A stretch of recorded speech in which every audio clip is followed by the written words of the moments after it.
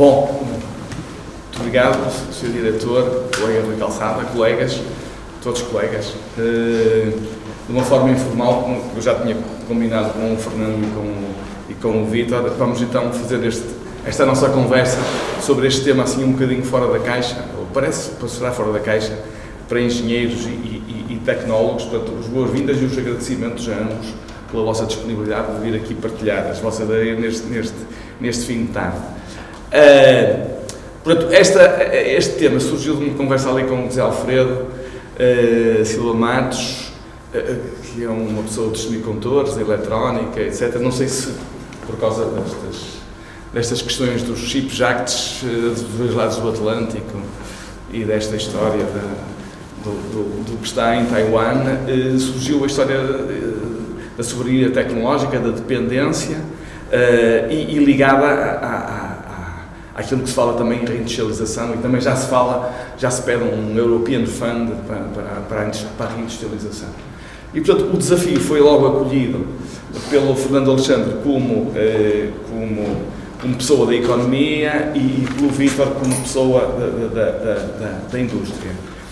Portanto, eles acolheram esta motivação e disponibilizaram-se.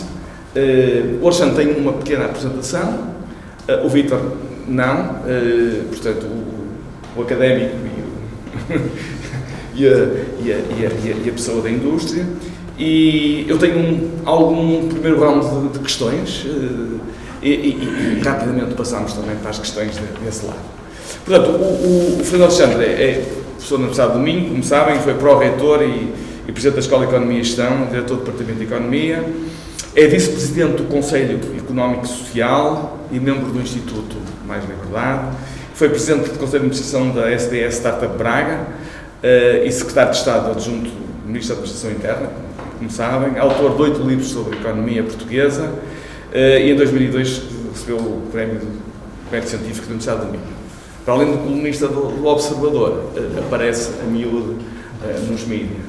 E, portanto, Fernando, gostaríamos de ouvir-te para o primeiro contributo para a discussão e para o debate.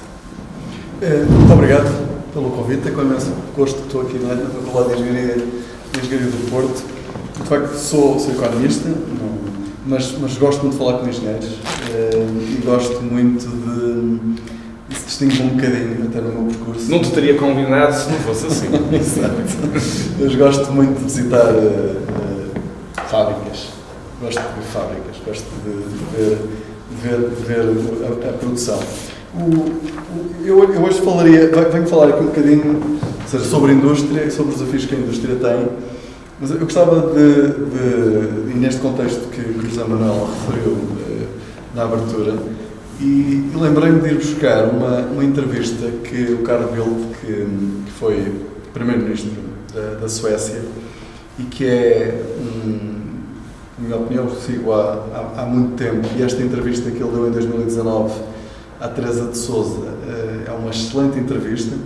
Quando estamos a discutir aquilo que está a mudar no mundo, vale a pena ler a entrevista, que foi em 2019, perceber que há pessoas que antecipam os riscos, aquilo que ele diz sobre a Rússia, sobre os riscos da Rússia, e discute também a relação com a China, e de certa forma está-se a discutir as questões de soberania já nessa altura, 2019. E por isso eu tenho ali a Volvo representada, que é uma marca sueca. E depois tenho outra fotografia que é da KUKA, que é a maior empresa de robótica do mundo, e que tem a Volvo e a KUKA têm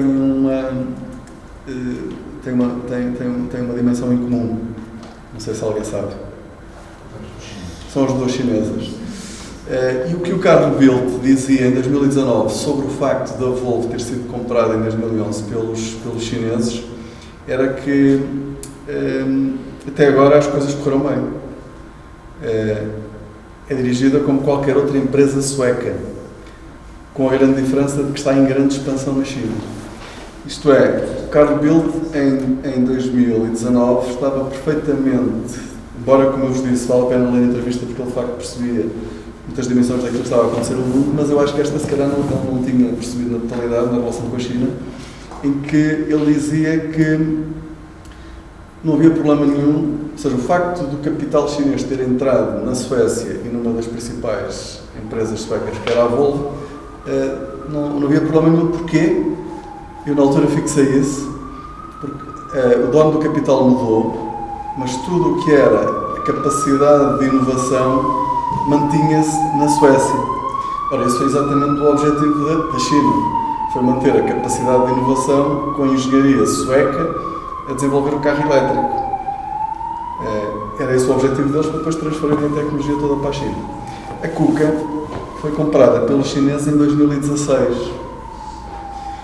E hoje nós falamos muito de soberania tecnológica, mas os alemães acordaram para o problema da China, ou seja, a China é um parceiro fundamental da Europa, mas é preciso regular a relação.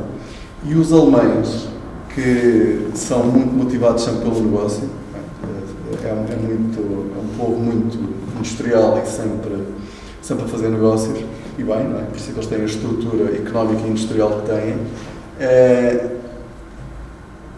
quer com os russos, com o gás, quer com o investimento chinês. Até 2016 a opinião era mais ou menos como a do carro built, tudo bem, até porque isso depois permite crescer imenso na China. Na fábrica do mundo de automóveis é da Volkswagen na China. Qual é que foi o problema? Que a KUKA, quando foi comprada pelos chineses em 2016, foi um wake-up call, foi um sinal de alerta para os alemães. Ou seja, os alemães perceberam o que é que os chineses fazem com a enorme capacidade de investimento que têm, que eles usam o Estado como braço para fazer este tipo de aquisições. Foi que basicamente a robótica é uma área fundamental para a eficiência, para os ganhos de produtividade e, por isso, para ganhar competitividade nos mercados internacionais. E o que é que os chineses fizeram? Fizeram com a Volvo, aqui no outro patamar, para ganharem daquilo que eles têm vindo a fazer, como fizeram com o Huawei nos telemóveis e em muitas outras áreas.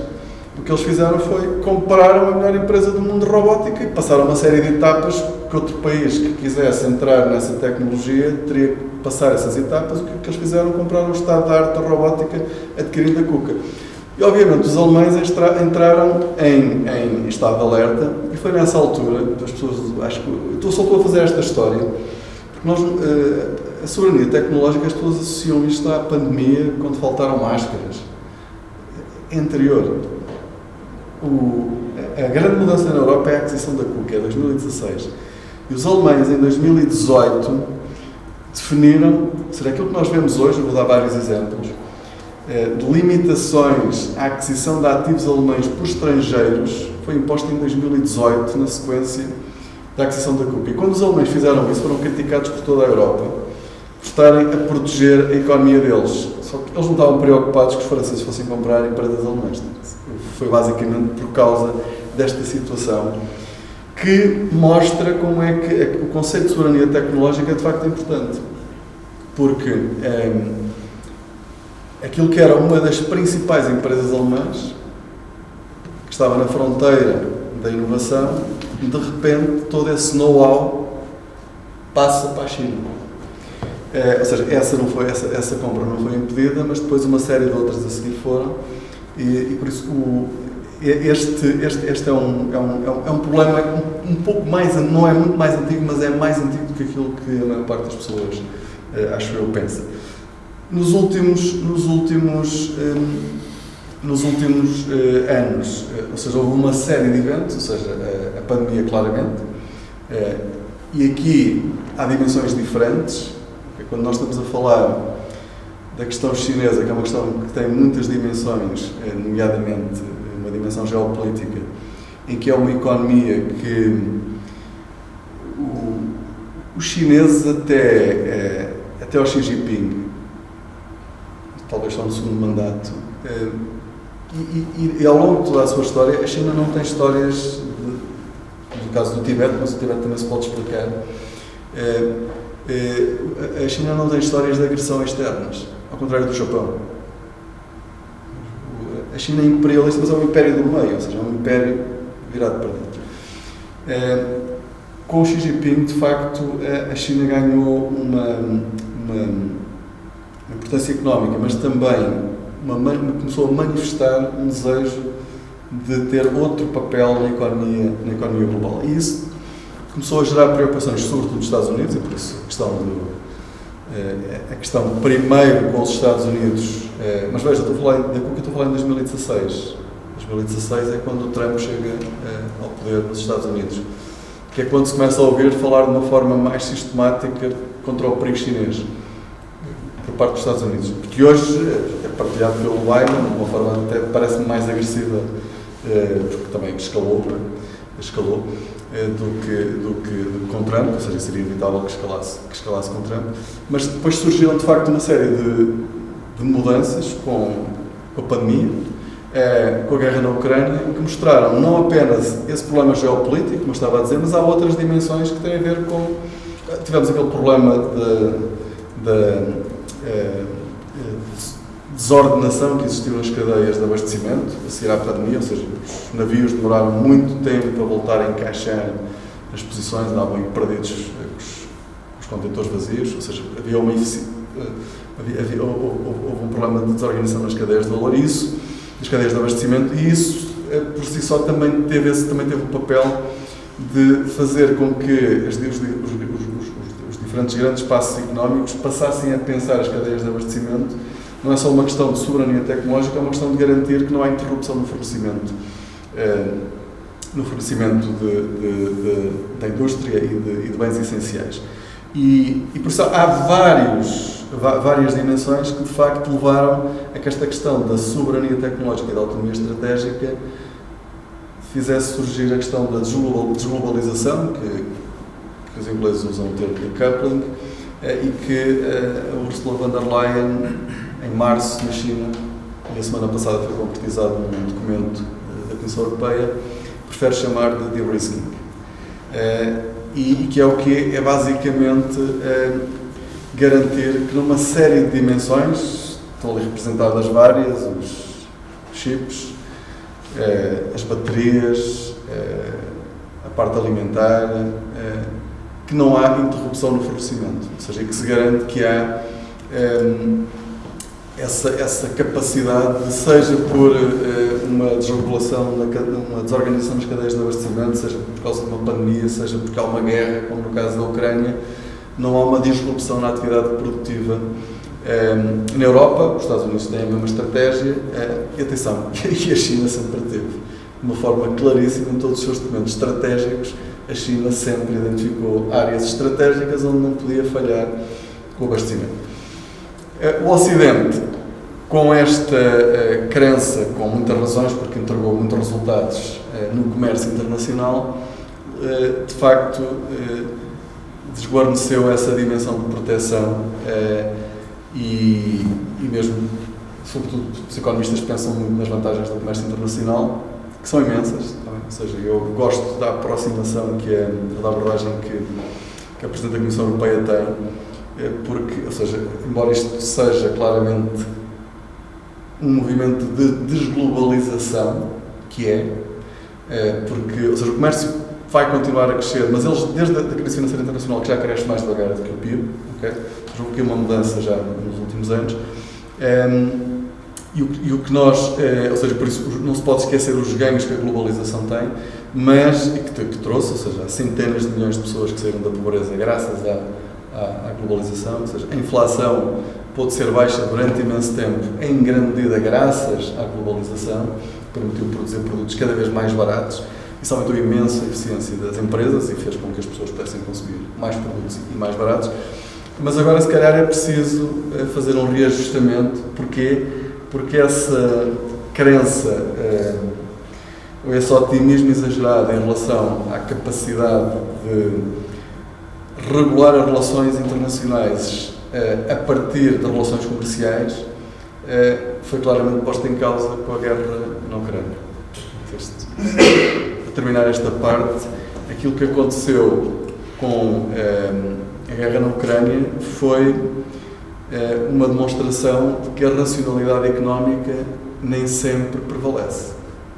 Na cabeça dos alemães era impensável que, ou seja, hoje podemos dizer que eles foram ingênuos, mas a verdade é que, para um ser racional, que é assim que os economistas pensam, que os agentes económicos são racionais, e é assim que as empresas pensam. Ou seja, a partir do momento em que há uma interdependência tão grande, ou seja, para a Europa, que recebe o gás russo e o petróleo, mas para a Rússia, que tem na Europa o seu principal cliente, isto vai fazer com que a relação entre a Rússia e a Europa, em particular com a Alemanha, se regularize. E foi essa a crença que, pronto, de facto, há muitas manifestações ao longo da história de irracionalidade, e esta que aconteceu na Rússia foi mais uma, mas vai mostrar que, de facto, não é possível acreditar, ou seja, que o comércio, que as relações económicas conseguem regular as relações internacionais. Ou seja, nas relações internacionais há outras dimensões para além do comércio, mas para o Ocidente isto é complicado de perceber. O Ocidente tem dificuldade em perceber isso. Portanto, há muitos exemplos mais recentes de tentativas de aquisição de ativos, nomeadamente na Alemanha, por parte dos chineses, que foram bloqueadas. Ou seja, isto agora acontece já de uma forma sistemática. E a semana passada, de facto, tivemos a publicação da estratégia da Europa, que é uma abordagem ou seja, o foco é na segurança económica. E isto leva, de facto, a identificar um conjunto de áreas em que a Europa tem que ter autonomia. Tem que ter autonomia, tem que ter soberania tecnológica, e isto vai levar a, basicamente, uma série de ações de política industrial para garantir que, de facto, por exemplo, na área dos semicondutores, ou dos chips, a semana passada foi anunciado um apoio, é uma coisa quase inacreditável, porque é um apoio do Estado alemão à Intel para fazer uma fábrica de chips, e esse apoio é de 11 mil milhões de euros. É quase o valor do PRR português. Okay? O apoio que o Estado alemão vai dar à Intel para montar uma fábrica de chips. E a parte dos semicondutores é muito interessante porque, de facto, o mundo está dependente de Taiwan, e Taiwan neste momento uma zona perigosa. Uma das áreas mais importantes, que eu acho que é mais importante para Portugal, ou seja, que é para a Europa, ou seja, que vem nestes documentos todos europeus e já vinha em outros documentos anteriores, é a questão da transição energética, que foi também afetada pela guerra, pela invasão da Ucrânia pela Rússia. Havia já uma série de objetivos para as energias renováveis e para a descarbonização e tudo isso, mas estes objetivos foram todos acelerados, porque, de facto, a Europa tem um problema, que é a Europa não tem energia fóssil. Ou seja, é um problema que tem desde a Revolução. Ou seja, enquanto o carvão era a principal energia, a Inglaterra e a Alemanha no Ruhr tinham uma vantagem competitiva. Quando passámos para o petróleo, a Europa começou a perder essa vantagem, e daí a dependência quer da Rússia, quer do Médio Oriente, porque a Europa não tem capacidade de abastecimento nessa área. E por isso, isto agora, ou seja, e por essa razão também a França avançou para o nuclear nos anos 50. Há uma história muito interessante sobre isto, ou seja, há um texto na Foreign Affairs, do final do ano passado, muito interessante sobre a importância que os diferentes blocos económicos vão tomando com as mudanças no paradigma energético. Okay? Ou seja, a decadência da Europa, que começa logo no século XX, está muito associada, de facto, à mudança de paradigma energético para o petróleo primeiro e depois para o gás, e a ascensão dos Estados Unidos está muito ligada a isso. Não é? E se olharmos para aquilo que é a ascensão dos Estados Unidos nos últimos 10 anos, em que os Estados Unidos também estavam numa situação economicamente difícil, com taxas de desemprego relativamente baixas, os Estados Unidos neste momento estão com uma pujança económica impressionante. E vão mantê-la. No caso da Europa, isso não é assim tão evidente. E na mudança energética, para Portugal, entrando agora no caso português, Portugal é um daqueles casos, se nós podemos pensar em muitas causas para o atraso da economia portuguesa em termos de desenvolvimento económico pós-revolução industrial, mas há muitas razões, nós vamos sempre... Acho que isto acontece mais em Lisboa, ou seja, estão sempre focados nos políticos e tal. Eles acham que anda tudo à volta daquilo. Parece que não há mais país, mas há mais países, eu costumo tentar lembrar isso. Há políticas que podem ter sido erradas, mas há logo uma dimensão. Quando começa a Revolução Industrial, Portugal está logo a perder, porque Portugal não tem carvão. E depois não tem petróleo. E não tem gás. E por isso, ou seja, em economias industrializadas em que a energia é um fator absolutamente fundamental para a competitividade, Portugal teve sempre aí um problema enorme de falta de competitividade por não ter fontes de energia. Ora, nós agora estamos a entrar num novo paradigma, que é o paradigma das renováveis, em que temos fontes de energia. Não é? Temos sol, temos água, temos mar, temos vento. E isto coloca um enorme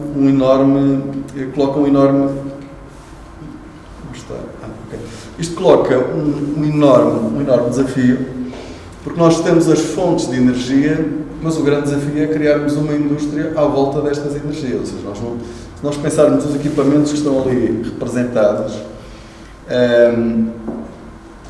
isto são investimentos elevadíssimos, ou seja, já para não falar depois na rede elétrica, que tem que ser toda mudada e tudo isso, e nós não podemos simplesmente importar tecnologia e depois usar o vento, e o mar, e a água, e o sol. Ou seja, nós temos que conseguir aproveitar estas fontes energéticas e, de facto, criar uma indústria à volta destas fontes de energia. Eu pus ali aquele exemplo de Viana do Castelo, que é muito famoso. Quando começou, a própria EDP tinha muitas dúvidas em relação àquilo, não é? Haverá aqui pessoas que conhecem até se calhar o projeto melhor do que eu. Dentro da EDP havia muitas resistências, havia muitas dúvidas de que aquilo fosse viável, mas de facto o projeto é um sucesso enorme. Ou seja, estas torres aguentam com ondas de 17 metros de altura e tem uma capacidade de produção, ou seja, as 3 torres conseguem abastecer 60 mil casas de energia. E a energia eólica offshore tem uma vantagem enorme em relação à onshore. Tem várias, a poluição visual, tem várias, mas uma delas é a constância do vento, que em terra é muito mais inconstante, enquanto que no mar é muito mais constante, e permite, e é um dos problemas, as intermitências é um dos problemas das renováveis, e por isso, pronto, Portugal tem uma costa muito longa. Agora, o que é que está a acontecer? Este projeto, ou seja, a EDP montou estas 3 torres experimentais, isto é uma parceria com a ENGIE e com outros parceiros, montou esta experiência bem sucedida e agora está, porque esqueci de mostrar aqui, e agora está a exportar esta tecnologia para uma série de países, mas em Portugal continuamos a ter só estas 3 torres. Okay? Ou seja, eles têm neste momento, ganharam leilões na Coreia do Sul, uma série de países. E a minha questão é, ou seja, este é um caso, ou seja, daquilo que nós temos que fazer nas renováveis, que é ter investigação, ter inovação e depois ter uma indústria. Ou seja, nós não podemos, o meu ponto aqui é o seguinte, quando nós ouvimos falar destes leilões todos que vão acontecer agora, destes, ao longo para a offshore, ao longo da costa portuguesa, os postos de trabalho que as pessoas falam sempre, que se vai falando, são os postos de trabalho para a manutenção das torres, ou seja, isto, montar as torres e mantê-las vai gerar muitos postos de trabalho, os estaleiros portugueses mais pequenos, de Aveiro, Figueira da Foz, ou seja, vão ter aqui uma oportunidade de ter alguma economia. Mas o grande investimento não é esse, não? Ou seja, o grande investimento é de facto participar, foi o que a EDP fez, atenção, investimento chinês também, foi por acaso não falei dessa parte, mas foi noutra fase, mas o que a EDP fez foi de facto inovar, e a forma de facto conseguir captar valor é a partir dessa inovação e depois, de facto, ligada à indústria, conseguir que estas torres, seja na concepção, seja na fabricação, seja na montagem, tenham o máximo valor acrescentado português. Isto aplica-se a outras áreas das renováveis, mas era uma dimensão que eu queria chamar aqui a atenção, eu queria pelo menos que falássemos um pouco sobre isso. Só aqui um ponto, acho que já estou a passar um bocadinho, mas só aqui outro ponto que eu queria deixar, você estava a falar, ou seja, nós vamos ter esta reorganização das cadeias de produção na Europa, tem uma série de implicações, quando nós pensamos a posição de Portugal no mundo. Aquilo que nós vamos ter tendência, vamos observar, a tendência que se vai restar é para as novas indústrias surgirem nas principais áreas industriais, ou seja, é assim que as coisas funcionam. Ou seja, nenhuma indústria, mesmo que seja altamente subsidiada, tem tendência a ir para um sítio deserto. Ou seja, nós temos economias de aglomeração e por isso as indústrias vão ter tendência a surgir no âmbito desta política europeia nas grandes áreas industriais europeias. E Portugal tem que pensar quais são as nossas áreas industriais que podem competir a nível europeu nas diferentes áreas consideradas relevantes para a soberania tecnológica da Europa, o papel é que nós podemos ter.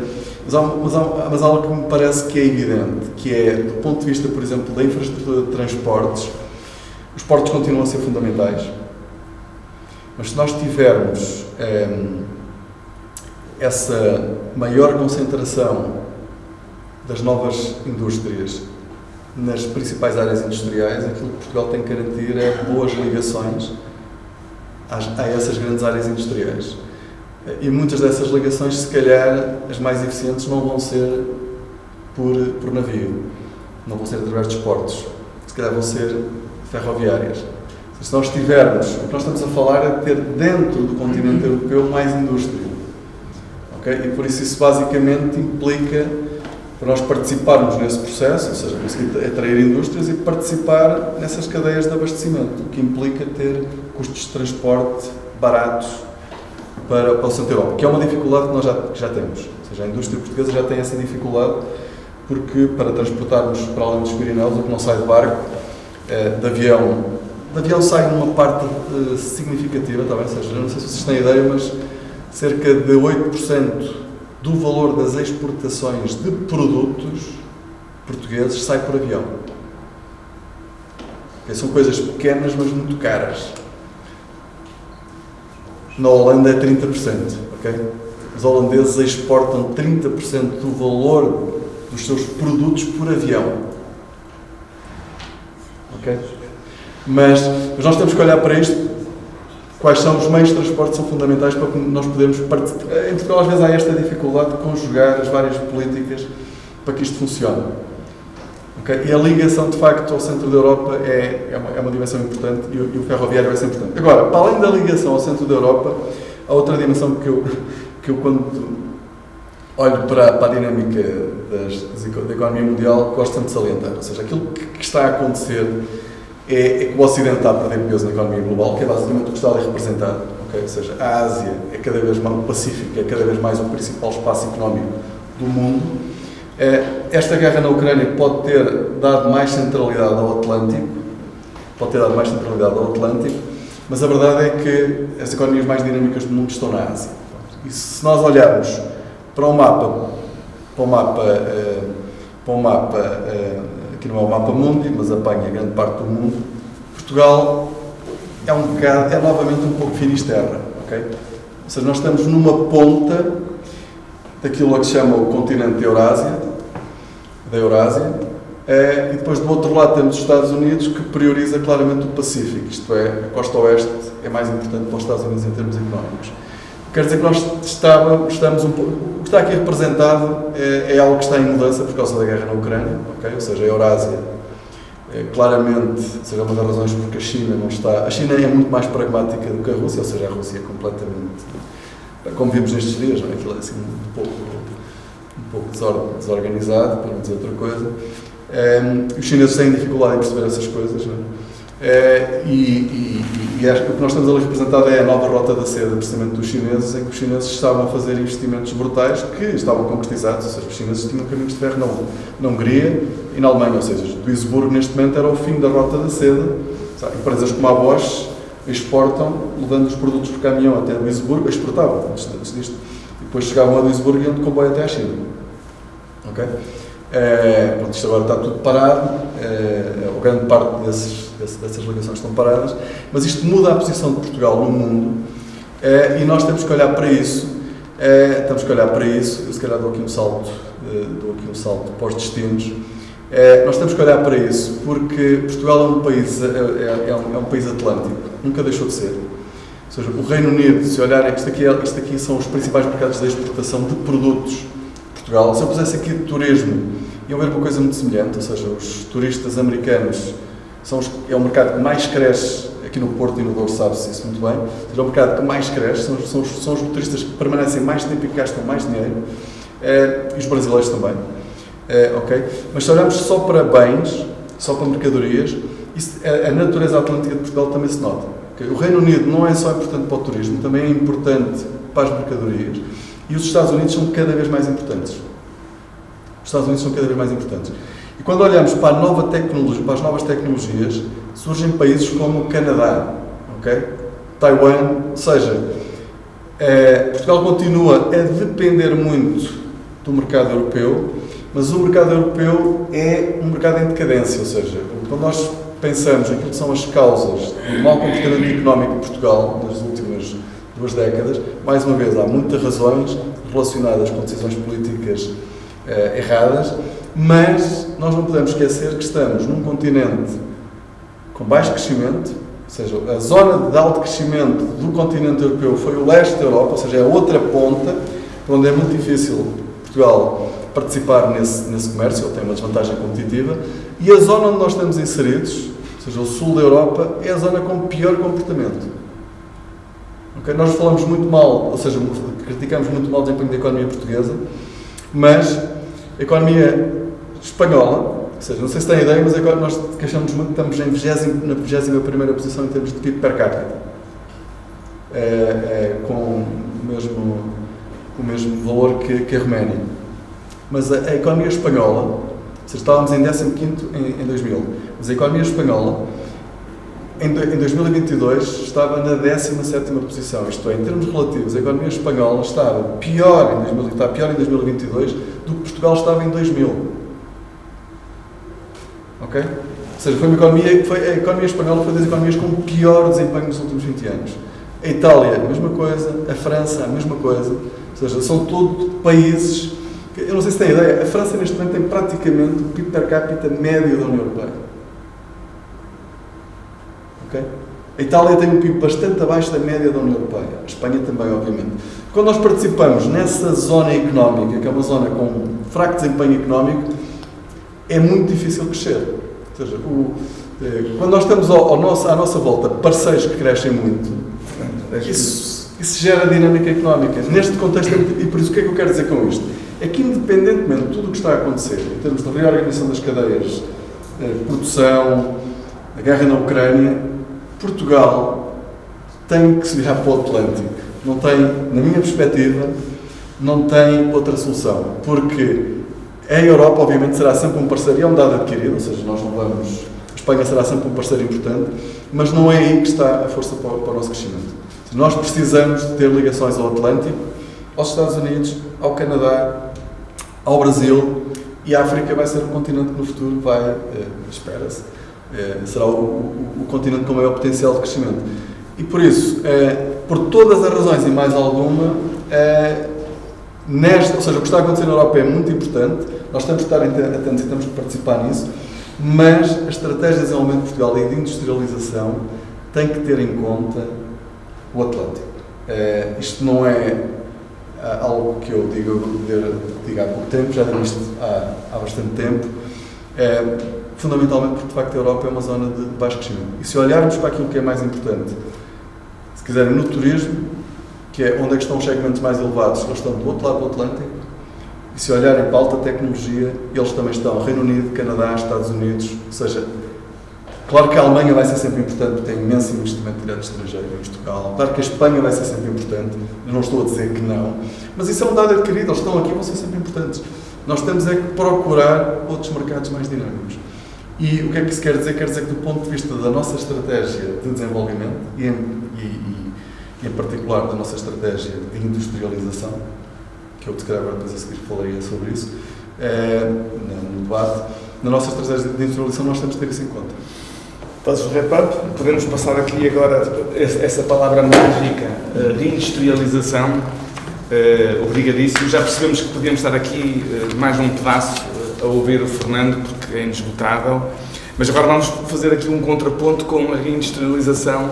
O Vítor Neves é presidente da Associação das Indústrias Metalúrgicas e Metalomecânicas de Portugal, membro do Conselho de Administração da RAR Holding e chairman da Colette Packaging e da Colette Consumer Products, e liderou durante 20 anos a Colette como CEO,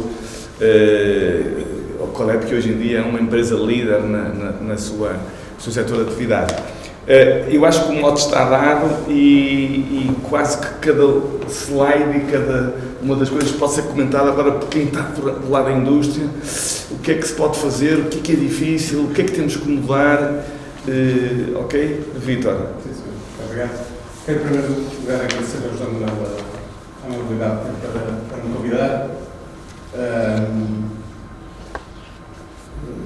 No final da minha intervenção, eu penso que vai ser curioso, porque eu acho que vai parecer que o Fernando é que é o engenheiro e eu é que sou o economista.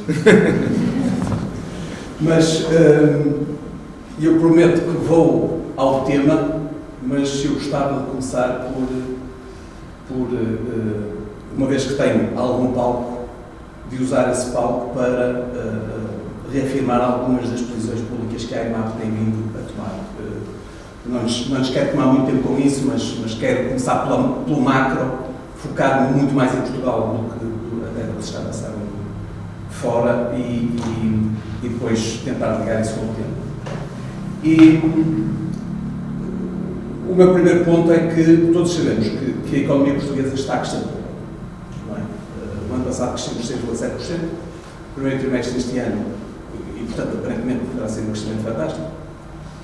No período de 3 anos, 2020 a 2022, já não é tanto assim. No primeiro trimestre deste ano crescemos 2,5%. Plano de estabilidade entregue em Bruxelas, vamos crescer 2,5% daqui até 2027. E, portanto, daquilo que são as nossas posições públicas, nós achamos que este baixo crescimento acontece por 2 fatores fundamentais. Um é o crescimento da despesa pública em Portugal. E o segundo é o baixo valor acrescentado da nossa economia. E eu vou, resumidamente, por cada um deles. O tema da despesa pública, como sabem, era um tema determinante na altura da Troika. Caiu em desuso. Ninguém fala disso. A verdade é que hoje só se fala de aumentar a despesa pública. A despesa pública cresceu 30% entre 2015 e 2022. E 30% de 78 para 102. Portanto, vai 30%. Não é? Este ano vai ser 107. No próximo ano, julgo que vai ser bem mais, porque havendo cheio de eleições, a coisa tenderá a piorar. Neste aumento da despesa pública, o investimento não subiu. Ou seja, dos cerca de 25 mil milhões, excluindo juros, que nós metemos na despesa pública de 2015 e 2022, o investimento não subiu. Eu vou falar disto várias vezes durante a minha intervenção, porque para mim o investimento é que é absolutamente crucial se nós queremos falar de industrialização e de soberania tecnológica. Como é que isto foi pago? Como é que este aumento de despesa foi pago? Todos sabemos, foi pago à custa de impostos. Portanto, os impostos cresceram de cerca de 64 mil milhões de euros para 92 mil milhões de euros entre 2015 e 2022. E, portanto, de facto, temos as nossas contas certas, porque a despesa aumenta 25, os impostos aumentam 27, temos as nossas contas certas, mas o problema é que temos o Estado a consumir cada vez mais recursos que são absolutamente necessários para a economia se desenvolver. E esses recursos não são apenas recursos financeiros, são inclusivamente recursos de talento e recursos humanos. O Estado aumentou o seu número de funcionários públicos em 100 mil desde 2015 até agora. E, portanto, hoje, quando toda a atividade económica luta com falta de pessoas, a questão desses 100 mil, que eventualmente poderiam ter sido menos, absorvidos pelo Estado, poderiam ser muito importantes para ajudar as empresas a progredir. E, portanto, dentro daquilo que são as nossas posições públicas, nós achamos que há coisas que deveríamos exigir ao poder político e ao poder público. A primeira que tem a ver com gerir melhor os recursos que têm à sua disposição. A verdade é que nós achamos que hoje os recursos não são geridos. O Estado se demitiu de se autogerir. E, portanto, aparentemente, havendo problemas atira-se dinheiro para cima dos problemas e, portanto, isso naturalmente vai criando mais inscrições de recursos. E, em segundo lugar, achamos que deveria ser possível exigir que a despesa pública não aumentasse, pelo menos até a final da legislatura, de maneira, ou sendo a única maneira, de poder reduzir impostos. Porque, como eu tentei demonstrar antes, não se consegue reduzir impostos se a despesa não reduzir. Se a despesa continuar a aumentar, os impostos vão continuar a aumentar. Não há solução para isto, a não ser criar déficit, e penso que todos temos claro, queremos coisas certas, não queremos déficit, portanto, se vamos ter mais despesa pública, vamos ter mais impostos.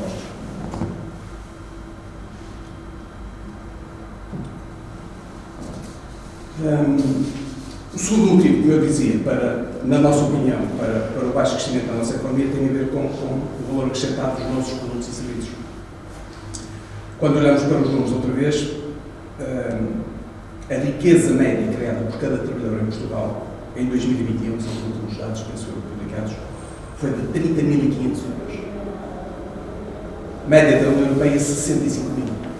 Portanto, nós estamos com metade da riqueza criada pelo trabalhador relativamente à União Europeia. E, portanto, temos aqui um enormíssimo gap para preencher, que, na nossa opinião, nós deveríamos ver como uma oportunidade e não como uma fatalidade de termos estado nestes níveis. Uma coisa importante é que penso que todos estamos de acordo que somos excelentes executantes, por isso é que temos todo o investimento estrangeiro que está vindo a Portugal, quer na área da indústria, quer na área dos serviços.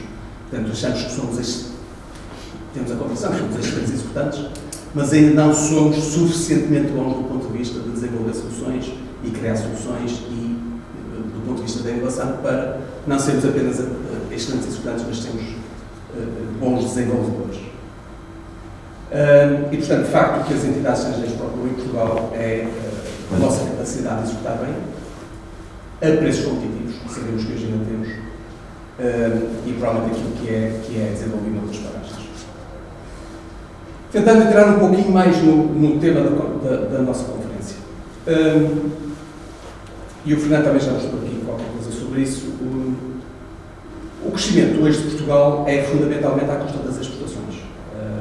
As exportações atingiram em 2022 120 milhões de euros, ou seja, 50% do PIB. Nossos serviços multiplicaram-se em autoelogios. E, portanto, as exportações, de facto, duplicaram numa década, o que é muito relevante, certo? É muito relevante, é extremamente relevante. E das exportações, do total das exportações, 65% são bens e só 35% é que são serviços.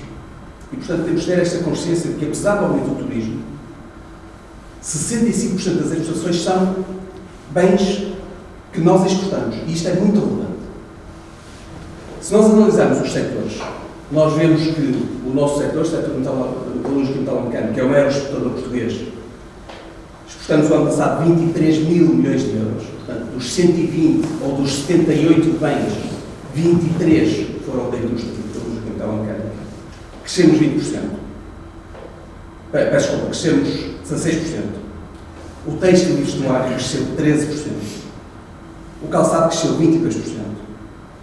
A cortiça 7%. E o turismo, 110, naturalmente, todos vimos esses fatores. E, portanto, eu acho que é importante pensar um pouco sobre porque é que as exportações estão a ter esta evolução, porque é que as exportações estão de facto, a ter esta evolução tão positiva. Na minha opinião, e chamando para brasa a nossa sardinha, o primeiro fator tem naturalmente a ver com o dinamismo dos empreendedores, dos empresários, dos gestores e dos trabalhadores das empresas que exportam. De facto, em muitos setores criou-se uma dinâmica de ambição da exportação que não existia há 10, 15 anos atrás. Na minha opinião, na sequência da crise financeira de 2008 e 2009, houve uma verdadeira, eu costumo chamar-lhe uma revolução silenciosa ao nível do empreendedorismo. Muitas das empresas faziam grande parte do seu negócio em Portugal e, naturalmente, com tudo o que aconteceu em Portugal, as pessoas tiveram simplesmente pegar na malinha, apanhar o voo das 6 da manhã para Frankfurt, à segunda-feira, e começaram a fazer negócios lá fora e voltar no avião das 9 de Frankfurt à sexta-feira ou à quinta. e todos nós começámos a encontrar-nos nesses aviões porque, de facto, as pessoas tiveram que se virar para fora. Portanto, para mim, o primeiro grande fator foi esse. Acho que assistimos a uma grande revolução de empreendedorismo nos últimos 10 anos e isso é o que está hoje a proporcionar estes 50% da exportação. Depois, naturalmente, os nossos níveis de qualidade subiram, o nosso talento, eu diria que é do melhor que existe em termos, eu diria, mundiais. Quer dizer, nós temos às vezes aquela quase, desculpe a expressão bacuquice, que achamos que somos os melhores em tudo, no futebol e não sei o que mais e tal, mas eu fiz negócios no mundo inteiro e tenho plena consciência de que nós, bem geridos, somos tão bons como os melhores. Quer dizer, não encontrei gente mais bem preparada, nem na Alemanha, nem no Brasil, nem onde fosse. E, portanto, temos talento.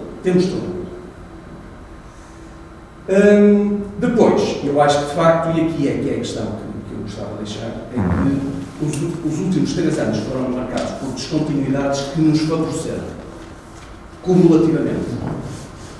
O Fernando já falou na questão do redesenho e do encurtamento das cadeias logísticas. Portanto, isto, curiosamente, na pandemia viu-se pouco, mas com a guerra da Ucrânia viu-se muito.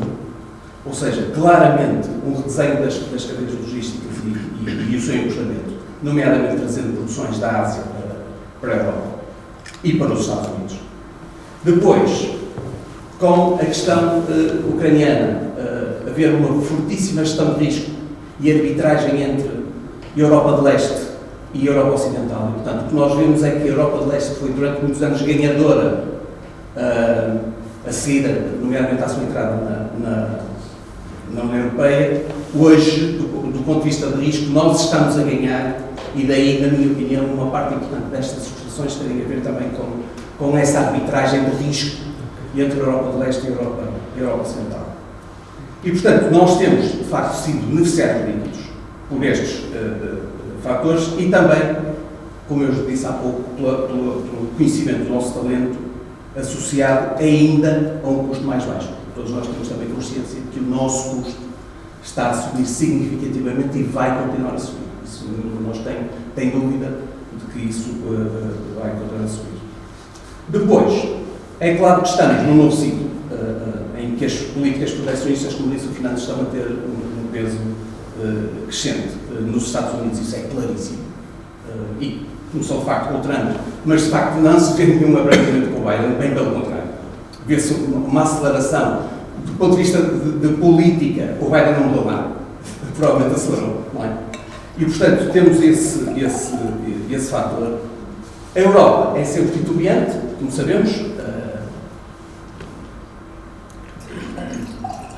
lenta, mas, quer dizer, acho que chega a uma altura em que também não há alternativas. E, portanto, o Fernando também já falou dessas coisas, mas em março passado, relevante, por exemplo, à nossa indústria, foi a questão da legislação sobre o ato sobre as matérias-primas críticas e os processos críticos. Portanto, no fundo, a União Europeia começar a preocupar-se quais são as matérias-primas críticas sobre as quais nós temos que ter controle para não termos os níveis de dependência que tínhamos no passado. As questões ligadas à descarbonização, muito importantes, como o Net Zero Act. Portanto, começa-se a ver, de facto, a Comissão a reagir e, portanto, aparentemente, tudo isto faz supor que há uma verdadeira intenção de promover a reindustrialização da Europa. Isto é uma coisa que já se fala há muitos anos. Em 2015, como representante da IMAP, eu fui convidado para um seminário no Parlamento Europeu, com deputados europeus, em que eles tinham, já nem me lembro qual era o valor fantástico que eles queriam ter da indústria da Europa, 30 ou 40% do PIB europeu tinha que vir da indústria.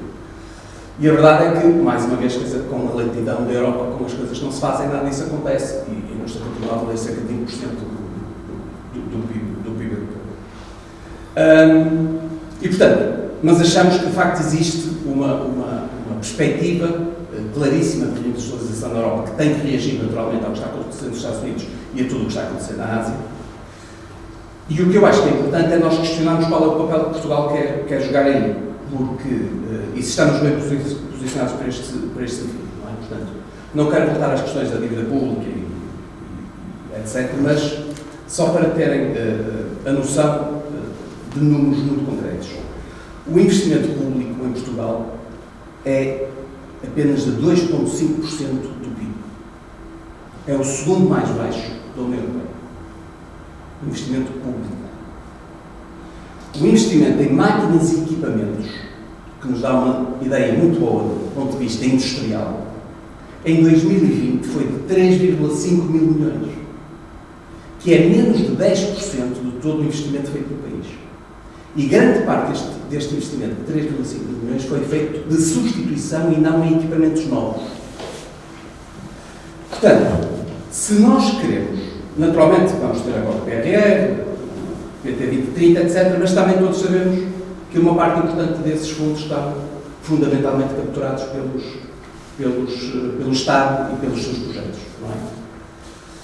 Portanto, havia para Portugal participar nesses projetos, é tipicamente a formação, a digitalização, a descarbonização, a inovação, etc., as agendas mobilizadoras, o José Manuel também tem estado envolvido, mas o meu ponto é, e o José Carlos Carleiro, que está aqui connosco, vai seguir de mim, que eu, na IMAP, reforço muito isto. Se nós queremos ter uma verdadeira política de reindustrialização do país, não podemos deixar de falar de aumentar significativamente o nosso investimento produtivo. Porque, a passos lentos, nós não vamos lá. Se nós não aumentarmos significativamente o investimento, naturalmente, em inovação, em descarbonização, em digitalização, mas se não aumentarmos o nosso investimento produtivo, nós não vamos conseguir crescer ao ritmo que eventualmente poderemos ter a possibilidade de crescer com a reindustrialização que eventualmente acontecerá na Europa. Achamos também que se conseguirmos investir a sério em investimento produtivo, podemos também aumentar significativamente a produtividade, porque novos equipamentos, novas maneiras de produzir, novos sistemas, etc. E, portanto, a nossa pergunta é, sendo as exportações, nomeadamente o grande motor do crescimento da economia, porque é que não é possível apoiar as empresas no investimento produtivo? E já que estamos a falar de políticas públicas, o único desafio que eu trago é exatamente este, sem grande esperança de que algum dia possa ser ouvido, porque de todas as conversas que nós temos com responsáveis, nomeadamente governamentais, ouvimos sempre a mesma resposta. Isso é ajudas de Estado. E, portanto, como é ajudas de Estado, não pode ser feito. E nós perguntamos, mas na TAP foi. Na TAP foi feito. Vocês fizeram um grande trabalho na TAP. Então façam para o resto da economia. E, portanto, todos os dias, por exemplo, nós somos confrontados com associados nossos que competem com outras geografias e que nos dizem, concorrentes de Espanha, concorrentes de França, concorrentes de Itália, todos eles têm ajudas diretas do Estado ao investimento produtivo. Porque é que nós não conseguimos ter? Temos, por outro lado, o caso da Turquia, que no caso da nossa indústria é muito relevante. A Turquia que tem fortíssimas ajudas de Estado. E depois, por causa dos acordos que tem com a União Europeia, os produtos entram por aqui dentro sem qualquer limitação, concorrendo com todas as nossas limitações.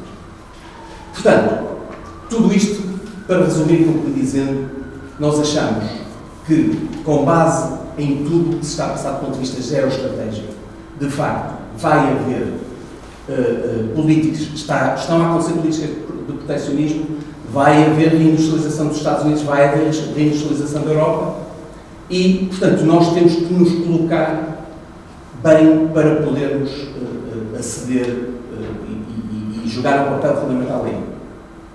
Na minha opinião, não basta aquilo que está nos PRRs e nos PTs 2030, que é a digitalização. Tudo vai ajudar, tudo vai ser muito importante, sem dúvida, digitalização, descarbonização, inovação, tudo isso, mas se nós não olharmos para o upgrade tecnológico que permita às empresas usar a melhor tecnologia disponível hoje, nós não vamos lá.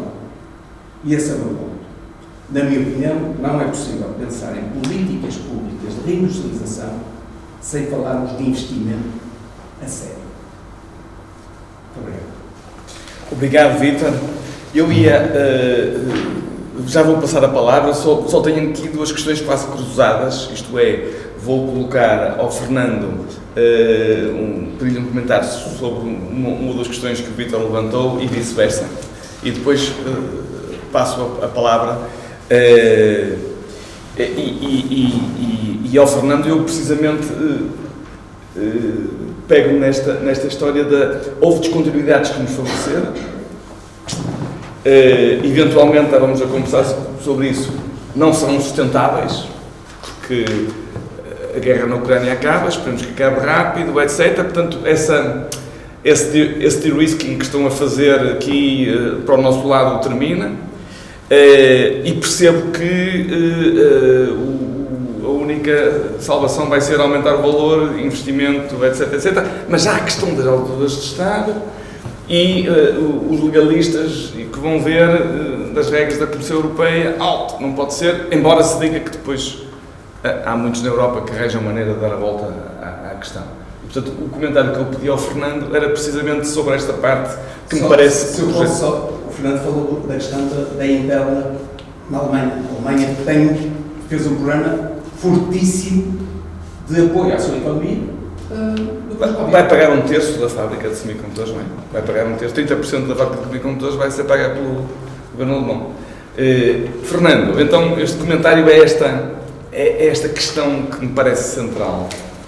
A primeira questão das descontinuidades, como eu dizia há pouco, eu concordo que a guerra na Ucrânia, eu acho que ela deslocou um pouco, ou seja, o centro da Europa tinha-se deslocado para leste, ou seja, desde a entrada dos países de leste, depois essa integração com a Rússia e a Rota da Seda, ou seja, claramente havia uma força para leste.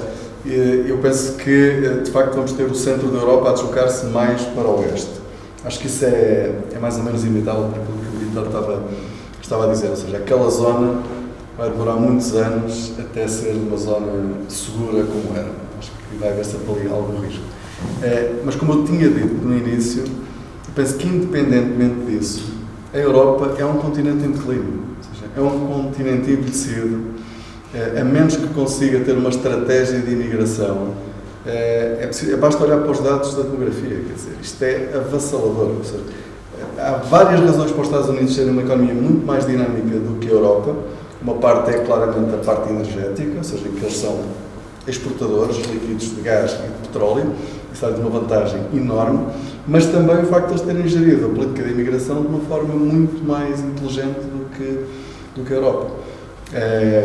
E por isso dá-lhes uma vantagem muito grande. E por isso, com a Europa em declínio, com países como a França, a Itália, e eu confesso que não sou muito otimista em relação à Espanha também, ou seja, não são economias que vão crescer, ou seja, a Espanha tem muitos problemas, nós temos que procurar, de facto, outros espaços para crescer. Por isso, independentemente do centro da Europa se chocar mais para o oeste ou não, nós temos que ir mais para o Atlântico. Acho que isso é... E nós temos vantagens nisso. Ou seja, claramente, neste momento há uma ligação com os Estados Unidos impressionante. Ou seja, os Estados Unidos, Portugal tornou-se mesmo... Ou seja, durante muito tempo, Portugal era uma parte de Espanha, pôs na cabeça dos americanos. Hoje, Portugal existe e é um espaço interessante para os americanos a muitos níveis. E nós temos que explorar isso. O Brasil continua a ser sempre um enorme potencial, e a África, depois o Canadá. Por isso acho que, independentemente destas descontinuidades, nós estrategicamente temos que ter uma melhor integração no Atlântico. Ligando só aqui com uma dimensão antes de ir à questão de financiamento, uma questão que o Vítor falou, que é a questão da importância das exportações, que eu não falei muito, tinha ali até a estrutura das exportações. Esta é uma mudança mesmo grande, ou seja, há várias razões para isso. Hoje os empresários são muito mais capacitados. Isso é interessante, quer dizer, não tem mal a dizer os nomes. O José Dionísio, da Primavera Software, há uns 10 anos, dizia-me que tinha alguma vergonha de, em 1997 ou 98, ter dado uma entrevista ao Expresso, que fez capa no suplemento de Economia, em que ele disse que internacionalização, o mercado nacional para já chega para nós. Atenção, estamos a falar de 97, 98, atenção, o José Dionísio é um dos empresários que eu mais admiro, é um grande empresário. E ele, aliás, a capacidade dele se autocriticar é impressionante. O José Diniz é um tipo extraordinário. Ou seja, a empresa tinha 5, 6 anos. Ou seja, duplicava, triplicava a atividade todos os anos. Ou seja, o que ele dizia, ou seja, manter a empresa estruturada, a crescer a taxas daquelas, já era difícil. Ainda estar a pensar em ir para fora, isso muitas vezes não se vai com uma boa estrutura. Ou seja, era cedo, se calhar. Ou seja, para muitas empresas não havia ainda a estrutura para, de facto, poderem ir para fora.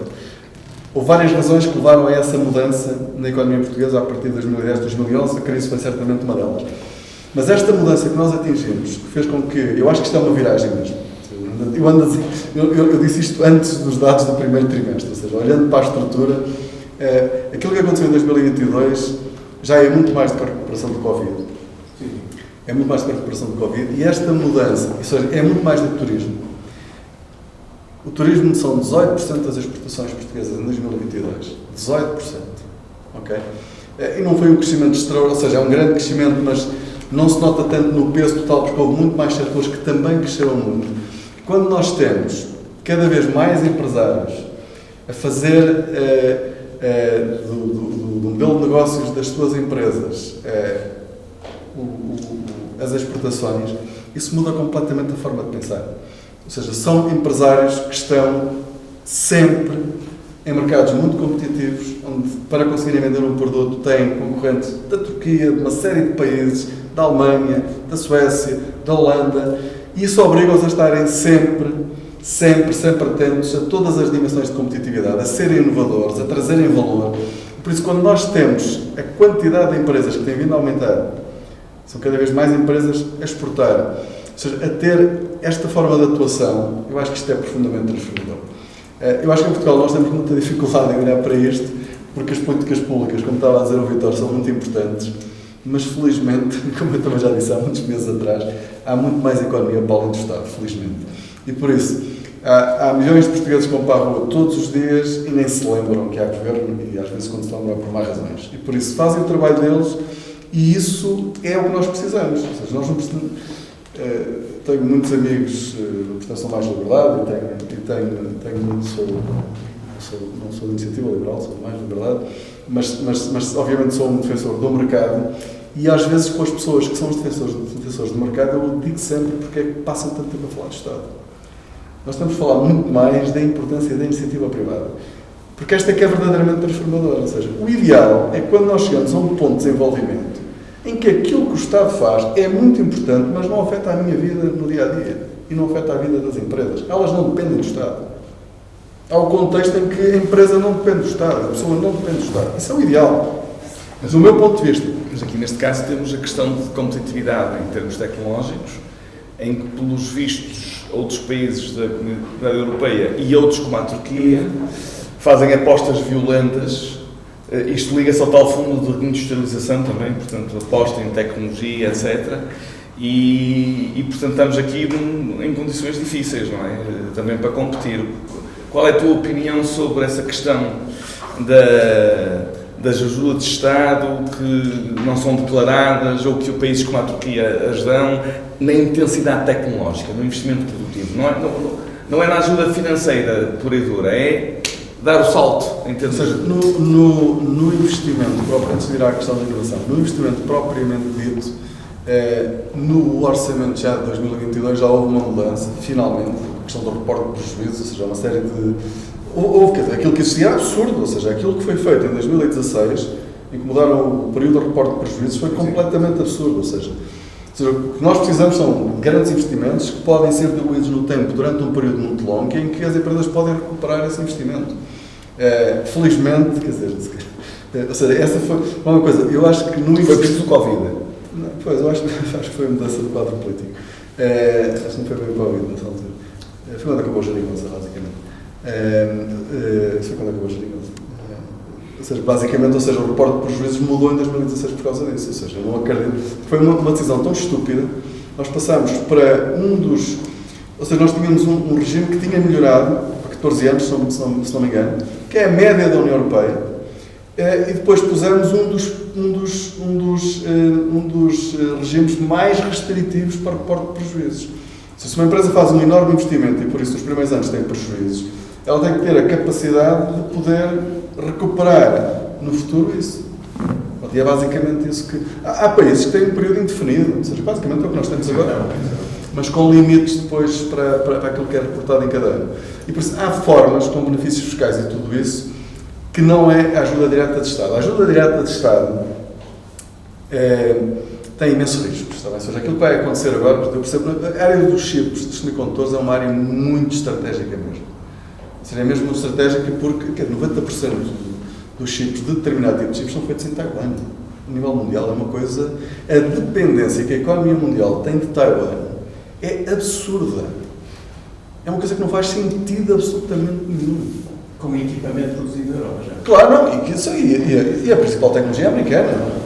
Só que os americanos deixaram... Ou seja, toda a concepção dos melhores chips do mundo são americanos, mas depois são produzidos em Taiwan. Ou seja, e os Estados Unidos nem sequer dominam o processo produtivo neste momento. E foi, pronto, essa fragilidade... Lá está, era mais barato, quer dizer. Ou seja, voltou àquilo que eu estava a tentar dizer no início.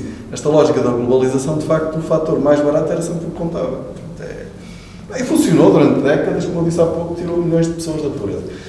As ajudas diretas, tirando esses casos, têm que ser, por exemplo, a questão das baterias, que é outro caso absurdo, não é? Ou seja, a Europa não tem energia fóssil, as renováveis são absolutamente essenciais, mas nós sabemos que não há renováveis sem baterias. E a Europa não tem baterias. Como é que isso é possível? Ou seja, isto são áreas, ou seja, são dimensões em que nós desguarnecemos completamente a nossa autonomia de uma forma absurda. Ou seja, na área energética, ou seja, não há transição energética para renováveis sem baterias, ponto. E a Europa não tem fábricas de baterias. Pronto, agora está a produzir uma série delas. O que eu quero dizer com isto? Há áreas, como as baterias ou os semicondutores, em que é óbvio, ou seja, que não há nenhuma economia que neste momento subsista sem essas duas dimensões. Haverá outras, mas a custo, eu concordo que tem que haver ajudas diretas. De resto, eu acho muito perigoso, como se viu no exemplo da TAP. Acho que quando nós pomos políticos a decidir para onde é que vai o apoio, isso é muito perigoso. E por isso o que nós temos que ter... Aliás, eu tenho um artigo que analisa precisamente, no caso dos fundos europeus, ou seja, os fundos europeus em Portugal, não sei se têm noção disto, eles são muito concentrados num número relativamente reduzido de empresas. Ou seja, há cerca de 2.000 e tal empresas que receberam metade do CREN e até 2019 já tinham recebido metade do PT 2020, as mesmas. 2.000. E por isso, ou seja, o que é que isto quer dizer? Eu não sei se isto é certo ou se é errado. Ou seja, eu notei isso numa avaliação que fiz para a Comissão Europeia da utilização dos fundos em Portugal. E então agora estamos a investigar. Ou seja, porquê? Pode ser que funcione. Ou seja, pode ser que concentrar os fundos num número relativamente reduzido de empresas, pode ser que funcione. E nós estamos a tentar medir, de facto, se funciona ou não. Mas nós não conseguimos chegar à conclusão de que funciona. Posso agora... Deixa-me só dizer isto, Manuel. O que é que isto quer dizer? Quer dizer, quando nós estamos a concentrar, ou seja, quando temos o Estado a optar por dar a um número relativamente reduzido de empresas sempre os financiamentos, nós temos aqui vários problemas potenciais. Vamos ter uma captura das agências de Estado, ou seja, basicamente as empresas que sabem ir buscar os fundos já têm estratégias para as ir buscar, e os programas estão desenhados de forma a ir buscar os fundos. Pode ser isso, pode não ser. Ou seja, pode ser o Estado que sabe que aquelas empresas, atenção, essas empresas são melhores do que as outras. Ou seja, se olharmos para uma série de métricas, elas são muito melhores do que as outras. Pode ser o próprio Estado para garantir perante a Comissão Europeia que os fundos têm resultados, ou seja, aposta em valores seguros. Mas isto depois tem uma série de problemas que é nós estamos a dar, na maior parte dos casos, dinheiro a quem não precisa. Ou seja, empresas que fariam os investimentos na mesma, se calhar faziam mais devagar, mas faziam na mesma, mas eu tenho muitas dúvidas, de que se justifica usar dinheiro público para esse fim. E por isso, quando nós estamos àquilo que o Vítor está a dizer, de subsídios para investimento,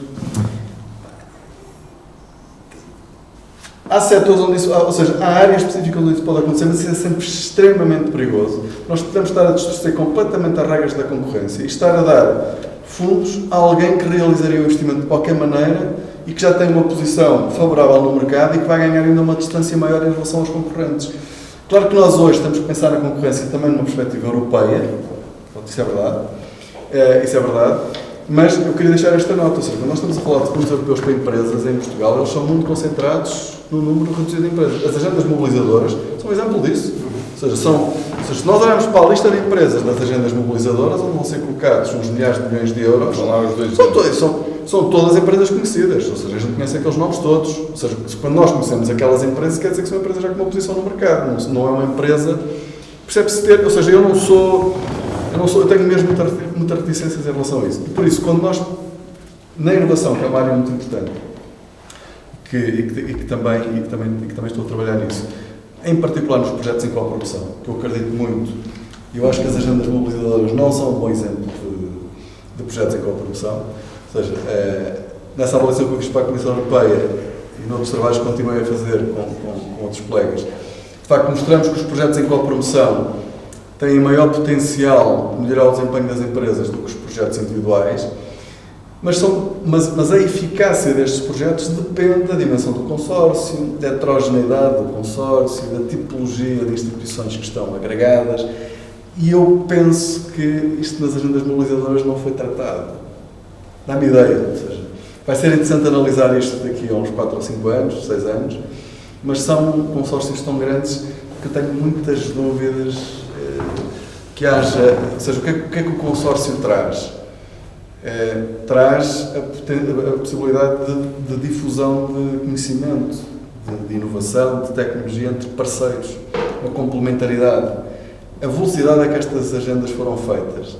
Um grande exemplo de projeto de coprodução, que eu tenho estudado também bastante, é o da Bosch com a Universidade do Minho. Ele começa em 2013, mas havia anos e anos de engenheiros da Bosch na Universidade do Minho e vice-versa, de estágios, havia uma relação de confiança, as pessoas que estavam lá eram pessoas que tinham formado na Universidade do Minho, mas havia uma comunicação, uma facilidade para comunicar, eles conheciam-se. Qualquer pessoa que trabalha com empresas sabe que isso é fundamental, é preciso conhecer. As agendas mobilizadoras, eu acho que as pessoas, nesse caso, que me contaram, pessoas que se conheceram, quase a assinar o contrato, não é? Mas pode ser que corra bem. Mas só para dizer que quando nós falamos de fundos públicos, o ponto para mim é este, para empresas tem que se estudar muito bem, tem que haver critérios muito claros, muito transparentes sobre como é que está a ser usado o dinheiro público para ser colocado numa empresa. Porque essa empresa está a ser favorecida em relação às outras. Agora, há a dimensão de facto da concorrência europeia, que eu valorizo, mas temos de ser claros em relação a isso. Porque quando o objetivo é esse, então temos de ser claros em relação a isso. Lá nisso, em relação à TAP, se calhar foram, ou seja, há o objetivo de ter um hub em Lisboa e colocou-se o dinheiro na TAP. E de facto é muito difícil existir um hub em Lisboa sem uma companhia aérea portuguesa. É muito difícil. E o hub, de facto, eu também acho que é importante. Agora, tem que haver uma estratégia, tem que ser clara. E depois tem que haver algum controle do dinheiro público. Só agora devolver aqui para o Vítor a oportunidade na reindustrialização, esta oportunidade que parece emergir da transição energética, sobretudo, e na metalomecânica vai ser óbvio, não é? Já houve grandes investimentos que surgiram quando houve o concurso das eólicas onshore, e há um cluster. Sim. Um cluster. Não só em Viana do Castelo, Arcos de Valdevez, Ponte de Lima e tal, mas Oliveira de Frades, chega em baixo. Eu soube que a Câmara de Viana do Castelo alterou o PDM, vem dizer isto como sendo muito mau, mas não sei se será necessariamente mau, para o PDM, vai ser instalada uma fábrica de nacelle, portanto já não é Paz nem Torres, é o core que está dentro portanto, a parte tecnológica mais sofisticada. E acho que os alemães só não abriram mão da eletrónica de potência, que é ainda aquela coisa que, não é? Ligada aos semicondutores, não é? Neste caso de potência. O que é bom, estes potencial de 80 mil milhões de investimento em eólico offshore, como é que a indústria portuguesa se pode posicionar para não ser tudo importações e para ter ser sobretudo investimento cá e sobretudo para fazermos as coisas de maior valor acrescentado. Não é certo? Torres e Paz já fazemos. Isso, não é? E agora o resto do meu valor acrescentado. Eu acho que vai ser muito difícil. Vai ser muito difícil. Concordo perfeitamente com a visão. Do ponto de vista da energia, temos hoje uma oportunidade claríssima, com base nas novas fontes de energia, mas eu acho que com a dimensão normal das empresas portuguesas, isto vai ser extremamente difícil das empresas portuguesas ocorrerem esse tipo de concurso e terem sucesso. E, portanto, eu tenderia a dizer que uma parte muito significativa desses investimentos vão ser capturados por empresas estrangeiras que podem depois subcontratar empresas portuguesas para fazer uma parte desses trabalhos. Mas não tenho grande expectativa que em Portugal haja capacidade. Não temos músculo para... Acho que não temos. Temos tipicamente pequenas e médias empresas, temos que fazer um trabalho claramente de fazer crescer as empresas e por isso é que eu falo tanto no investimento, quer dizer, porque é uma maneira de o fazer acontecer. Mas acho que, sendo que o país tem essa oportunidade, não tenho grande dúvida que grande parte desses investimentos, desses equipamentos vão ser prestados, não tenho grande dúvida sobre isso. Gostava só de ir um bocadinho atrás, se não se importa, aos comentários do Fernando, só 2 ou 3 pontos. O meu ponto fundamental é o investimento. Sim. Como é que ele acontece, se é por ajuda de Estado, se é por benefícios no IRC, etc. É relativamente indiferente, desde que tudo aquilo que seja fiscal, seja perene. E todos nós pensamos disso, as regras mudam. Sim. Aquela regra do Orçamento de Estado para este ano, de que só as empresas que aumentaram os salários 5,1% é que têm benefício fiscal no IRC, quer dizer, este tipo de coisas depois não se consegue regulamentar, quer dizer, tudo isto são coisas que fazem muito pouco sentido, mas o meu ponto fundamental é o investimento. Nós temos que meter na cabeça que ou investimos a sério e libertamos recursos para investimento, ou então vamos ser um país de turismo, de serviços, isso tudo, e não vamos ser capazes de entrar num comboio de industrialização europeu, americano, etc., porque está a acontecer. É só esse o meu ponto. Temos que encontrar maneiras de investir muito mais, a um ritmo muito mais acelerado do que temos visto. O reinvestimento dos lucros aqui tem um papel fundamental, não é? Sim, ou seja, aí era... Claro. Veremos até quando é que isso está em vigor, não é? Porque sempre aquela coisa... Pois é, esta legalidade... Depois, Fernando, só uma questão que eu acho que é muito importante. Eu acho que hoje, de facto, temos um bias para a Europa Ocidental, mas há um simples fator que todos esperamos que aconteça, que pode virar a coisa totalmente ao contrário outra vez, que é acabar a guerra. E nessa altura é preciso reconstruir a Ucrânia. Sim, e nessa altura a centralidade muda outra vez para lá. Sim, a reconstrução da Ucrânia é uma questão. Não é? E, portanto, ou nós, mais uma vez, vemos isso como uma oportunidade e temos que nos mexer para isso, ou então, mais uma vez, a centralidade do ponto de vista económico. Do ponto de vista económico vai outra vez para lá. Certo? Agora perguntas, já que estamos já 1h15 nesta conversa, apresentação, discussão, os pontos de vista não precisam de ser necessariamente convergentes, naturalmente, e agora passava para esse lado, questões que queiram colocar. Filipe, força. Já agora, obrigado pela... Identifica-te e diz o que é que tu percebes, qual é a tua área. Portanto, meu nome é Filipe Ribeiro, sou do Inestec, sou coordenador do Centro de Educação Multimédia, formei-me aqui nesta casa. Deste tema, sou apenas uma pessoa que quer saber um pouco mais, não tenho a experiência que os oradores têm, portanto só tinha aqui 2 ou 3 comentários. Eu fartei-me de escrever, tentei agora summarizar aqui um bocadinho.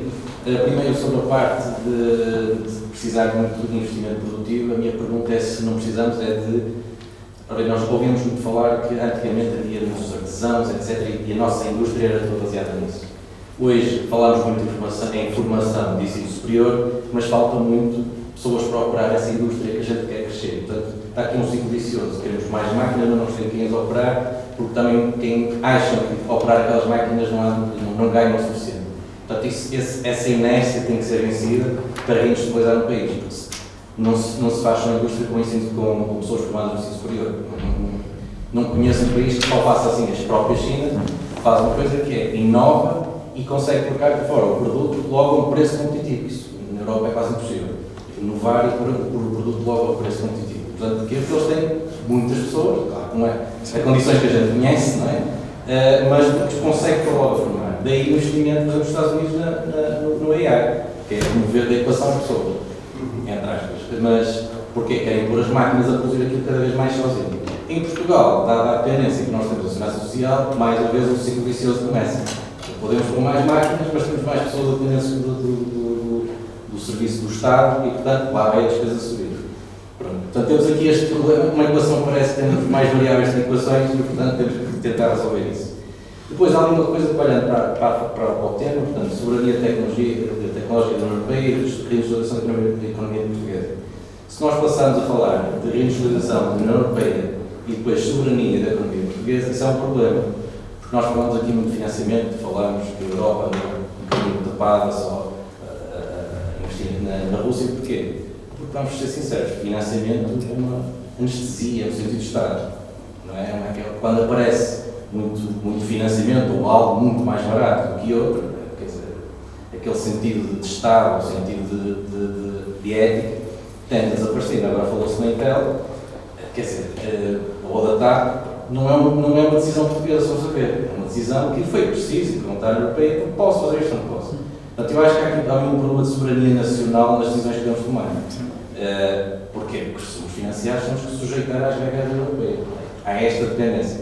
Portanto, isso só se consegue diminuindo a dependência de financiamento, e acho que aí, enquanto não se industrializa, a parte dos serviços, quando o Estado está a começar a capitalizar, quer dizer, Portugal está a capitalizar bastante, porque os serviços, acho que se calhar é o que tem mais valor acrescentado, não é? Tem menos investimento e consegue-se, ou seja, um software, exportar pessoas, não sei se pode dizer assim, tem um nível de investimento tão baixo e por isso é o que evita depender bastante de alguns financiamentos. Depois, falou-se que, foi que Portugal tem um problema de não saber desenvolver. A minha pergunta é, saber desenvolver ou não saber gerir aquilo que desenvolve? Porque nós temos pessoas lá fora a desenvolver muito bons produtos nas melhores empresas, esses produtos chegam ao mercado, mas em Portugal não chegam por lá. Aqui a minha pergunta é se desenvolver, de facto, já se tem que meter na componente de desenvolver gestão. Não é acabar no tal TRL9, que é entrega e agora alguém pega naquilo e se calhar é esta parte que está a falhar. Não é só desenvolver, é saber gerir o que se desenvolve. E depois falou-se aqui em atacar outros mercados. Na parte de industrialização ainda, eu pergunto-me que é, a gente pode fazer muitas indústrias, mas em matéria-prima, porque falou-se que não temos petróleo, não temos gás, mas qual é a matéria-prima de qual Portugal pode depender para se industrializar? E acho que isso tem que ser o foco. Tal como se falou, temos sol, temos vento, vamos atacar as energias renováveis, mas qual é a outra indústria que nós temos matéria-prima e que de facto não temos dependência da Europa? Querem comentar? Matérias-primas estamos mal. Não sei se há mais alguma pergunta, que assim aborda-se já mais alguma questão. Tinha um comentário e também uma pergunta, mas está um pouco relacionada até com o que foi dito. Para já fico satisfeito com o facto de ver que há um reconhecimento que temos que abandonar uma certa bacuquice que nos tem guiado relativamente aos modelos de desenvolvimento, e que, se há alguma coisa que nós sabemos do futuro, primeiro é que será uma surpresa, não sabemos nada, mas há algo em que podemos apostar, é que a globalização não volta atrás. E, para isso, temos que estar preparados para essa globalização. E globalização não é, como pensavam os pseudo-neoliberais ocidentais, não é deslocalização. Os japoneses primeiro e os chineses depois, coreanos, demonstraram que eles querem ser também atores. Eu ainda me lembro, nos princípios dos anos 80, eu estava numa multinacional em Bruxelas, em que qualquer pessoa que fosse visitar uma fábrica no Japão vinha dar uma conferência e dizia, eles são fantásticos, mas eles só copiam. E o Ocidente demorou a descobrir que estava errado, e o mesmo aconteceu com os chineses. Não é?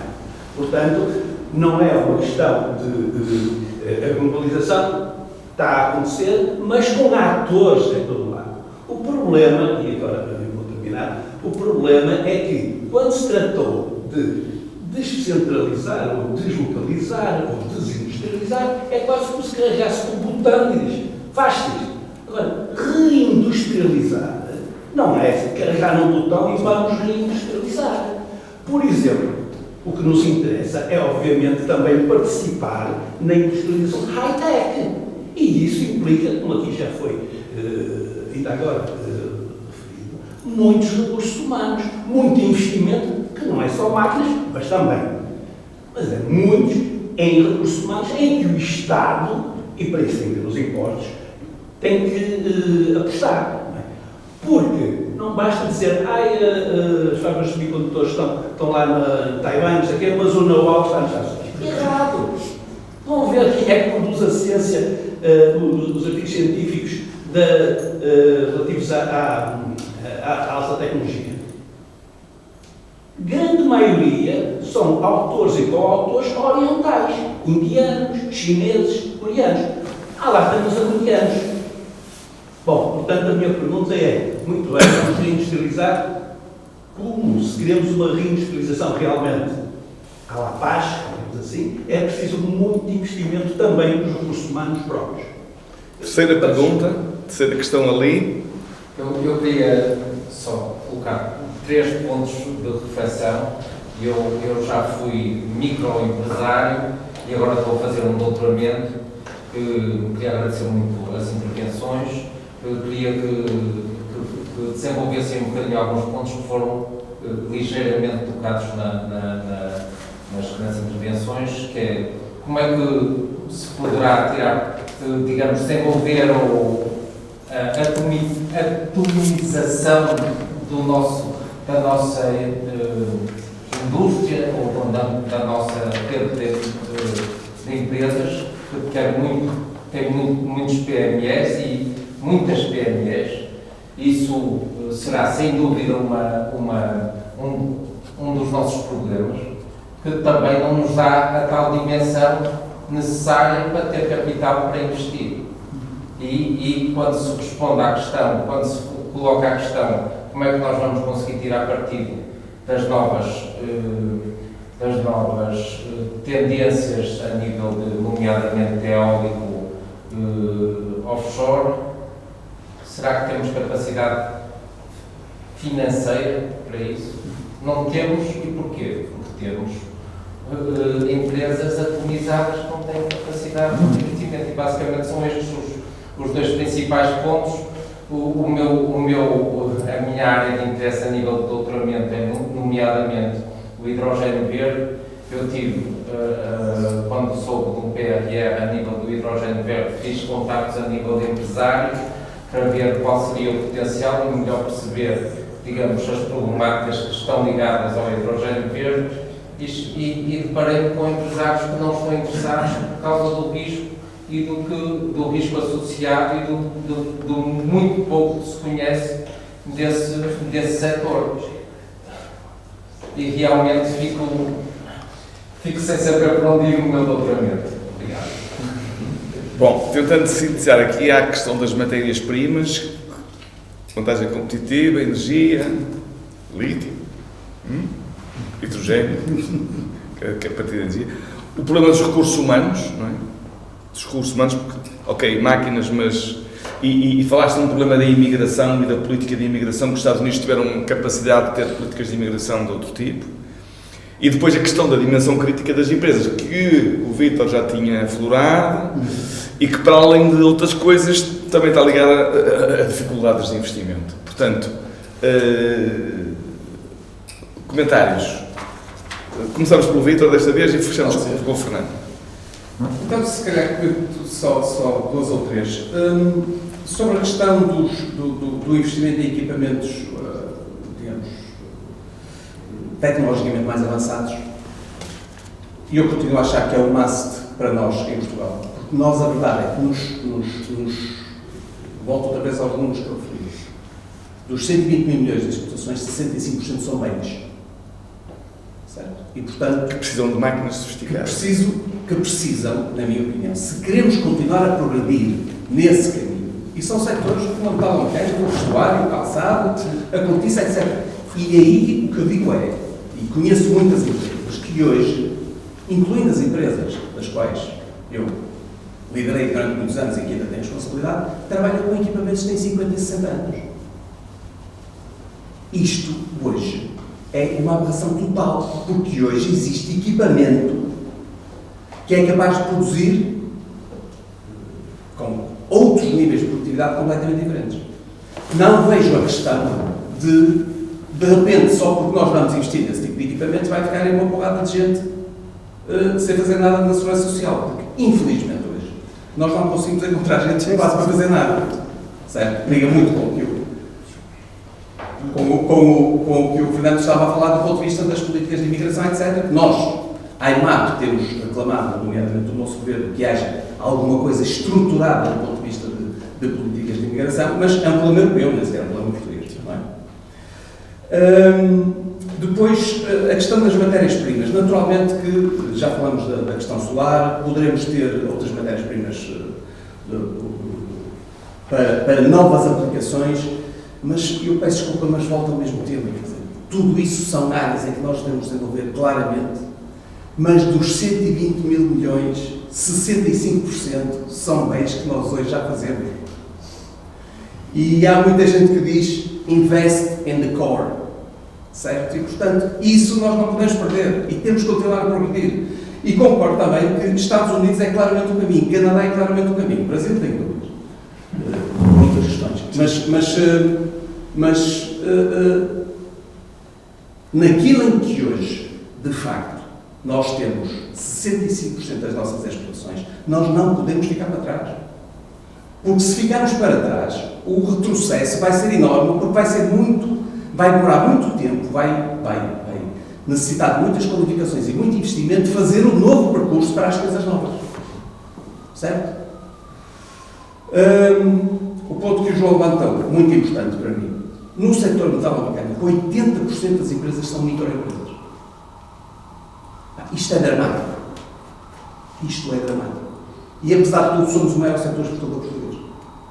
Mas 80% são microempresas. No entanto, mais uma vez, do ponto de vista de políticas públicas, não há nada do ponto de vista de políticas públicas que leve à fusão de empresas, à comparação de empresas, a tudo isso. Não há nada do ponto de vista de políticas públicas. E, portanto, depende simplesmente. Pois, nós sabemos, nós somos bastante individualistas, cada um gosta de ter o seu quintalzinho, etc. E, portanto, as coisas andam assim. E, portanto, temos uma dificuldade claríssima na dimensão das empresas. Nós, no nosso setor de atividade, temos 5 empresas grandes. 5. Ok? Fernando. A questão, se calhar começo já por a questão das grandes empresas. Eu, por acaso, ia acabar com um slide que era a estrutura da dimensão das empresas. Ou seja, nós temos cerca de 2.000 grandes empresas, de acordo com a definição do INEM.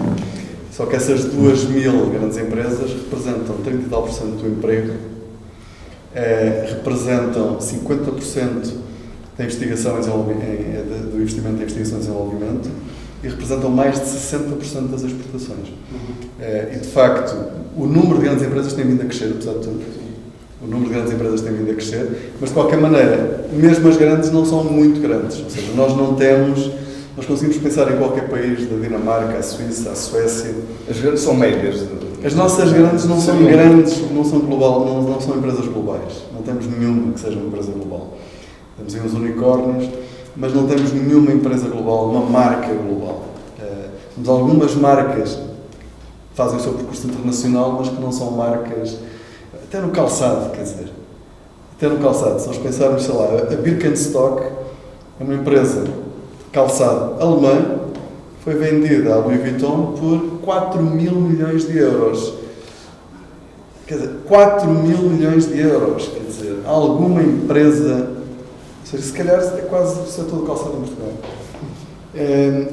E é o quê? O que eles têm é uma marca, não é? Tem uma marca que é a Birkenstock. Okay? A Eco é a mesma coisa, da Dinamarca. Ou seja, nós vendemos temos um dos preços médios mais elevados do sapato que exportamos.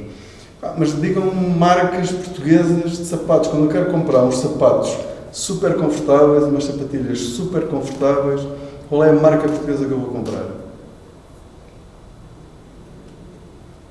Foi feito um trabalho, mas continuamos a não ter as marcas. E, de facto, só com essas marcas, e que eu ligo com aquela questão que estavam a colocar do investimento em equipamentos e tudo isso, e o talento, mas depois há outra coisa para além das pessoas, que é a inovação. Ou seja, nós precisamos, ou seja, isto no fundo começa tudo com a ciência. Ou seja, eu coordenei um trabalho para a Fundação Francisco Manuel dos Santos, que é do Made in All Created In, uma equipa muito grande, E nós começamos sempre por aí, ou seja, isto tem começado tudo na ciência, e não é por sermos quase todas pessoas universitárias, pode ser um problema de conflito de interesses, estarmos a pensar que de facto tem que... Não, mas é que de facto tem que começar tudo no conhecimento e na ciência, porque é a única maneira, de facto, de gerar tecnologias novas, produtos novos, serviços novos, e por isso é a partir daí, depois usando as máquinas e as pessoas qualificadas, que nós conseguimos criar produtos para o mundo, e só assim é que vamos criar empresas globais. E por isso começa na ciência. Começa na ciência. Ou seja, por isso eu acho que as empresas têm de facto ter uma maior, acredito, muitos projetos em cooperação, também por causa disso. Porque eles podem ajudar a melhorar a capacidade de inovação e de produção de coisas novas, de facto, pelas empresas. Depois só mais 2 ou 3 dimensões. Mas a questão do crescimento das empresas é dos temas que mais me entusiasma. A questão a indústria tem tido uma maior capacidade de substituição de trabalho por máquinas. E a robótica, por acaso comecei com aquele robô da Kuka, permite precisamente, são tarefas muitas vezes rotineiras, e como eu costumo dizer, isso é bom para o processo produtivo e é bom para as pessoas que deixam de ter que estar a fazer um trabalho que muitas vezes é embrutecedor. Ou seja, substituir as pessoas em processos repetitivos é bom para as próprias pessoas. E isto tem sido, que é um dos dados mais, ou seja, há um texto importante de 2013 de uns investigadores de Oxford que muita gente citou na altura, porque a robótica ia substituir, ia eliminar 50% dos empregos e tudo isso. O emprego hoje está nos Estados Unidos, em Portugal, em valores máximos históricos. E os robôs também. E os robôs também. Porque é uma coisa que as pessoas que não estudam economia se esquecem muitas vezes, é que a inovação gera novas procuras, gera novos empregos, gera novas atividades. E por isso, desde os movimentos que há uma tentativa de maldizer as máquinas, mas as máquinas geram progresso, e o progresso gera novas atividades e novos produtos. E por isso, se calhar só para terminar, porque acho que de facto já estamos aqui a passar a hora, a matéria-prima, a melhor matéria-prima de facto são os portugueses, mas, quer dizer, é inevitável o lítio. Quando estamos a falar de soberania estratégica, e a Europa tem enfatizado isso, acho difícil não aproveitarmos esse recurso. Agora temos que o saber explorar, e como eu tenho dito, quer dizer, não pode ser só mineração, porque é a parte mais pobre da cadeia de valor. Temos que ter mais, ou seja, na produção de baterias nós temos que estar mais presentes na cadeia de valor, temos que ser capazes de utilizar essa matéria-prima. Depois acho que há um enorme recurso, que é o mar, não é? Ou seja, o mar, em muitas dimensões, eu acho que é o grande recurso de Portugal. Mais uma vez, a ciência aqui é fundamental para sabermos que temos capacidade de aproveitar esse recurso, mas o mar é o nosso grande recurso. E temos que ter capacidade de construir também uma economia à volta disso, que é prometida de facto há décadas, mas eu penso que com ciência e com inovação eu acho que será possível aproveitar melhor esse recurso. Pronto, muito obrigado. Resta-nos agradecer aos nossos